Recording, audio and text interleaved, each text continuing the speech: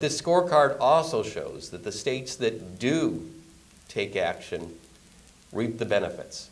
When you look again at those top 6 states, California, New York, New Jersey, Massachusetts, Connecticut, and Hawaii, there the rate of death by gun is significantly less than in other parts of the country. That's something that people need to remember. When a state has strong gun laws, it does make a difference. It makes people safer. And these aren't things that should be controversial. These aren't things that should be hard to pass. Basically, we look at a number of areas. One is we want to curb trafficking in firearms. Guns start out as part of the legal market. Some states take steps to help prevent those from going from the legal market to the illegal market. They do things like strongly regulate the gun dealers, limiting the number of guns you can buy at one time, keeping records on who's got the guns. Those are steps that states can take to help stop the illegal trafficking of guns. Another thing that states can do is strengthen Brady background checks. If we all agree that dangerous people, people with felony records, people that are dangerously mentally ill, shouldn't be able to buy guns, then we ought to be requiring background checks for all sales. There are real-life consequences for having weak gun laws, as we saw in Tucson with the shooter getting the ammunition clip that he did to do what he did. It's far too easy.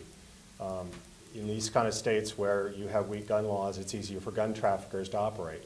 Homegrown gun violence, or these weak states export guns to states with stronger gun laws. So real-life consequences for all these states with bad gun laws. In fact, the NRA isn't satisfied with states with weak gun laws. They're out to make them weaker. And want to give you a few examples of some of the craziest gun laws we've seen recently. Right now on the governor's desk in Florida is SB, Senate Bill 432. It really would amount to a gag order on pediatricians and doctors to talk about the risk of gun violence to their patients.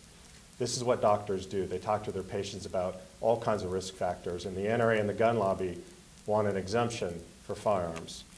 Kansas recently enacted a law to allow concealed carry permit holders to carry in K through 12 schools, kindergarten through 12. Utah is the only state right now that allows guns on college campuses.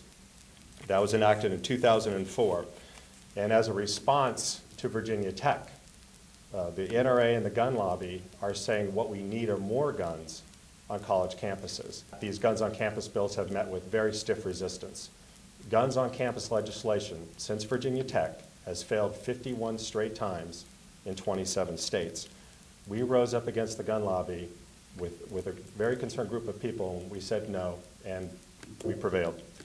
You know, there's a lot of extremism out there, and there's a lot of bills that we haven't spoken about. And you know, there's guns in churches, there's guns in bars, there's guns in state parks, guns in daycare centers. There's no end to the NRA's gun. It's anywhere, anytime, any place for anyone. What we need to do is pass stronger gun laws like California, like New Jersey, like other states. We don't have to continue having 30,000 people killed each year and another 70,000 people injured each year because of gun violence. We can do something about it. This scorecard is our attempt to educate the American people and to get action to change things.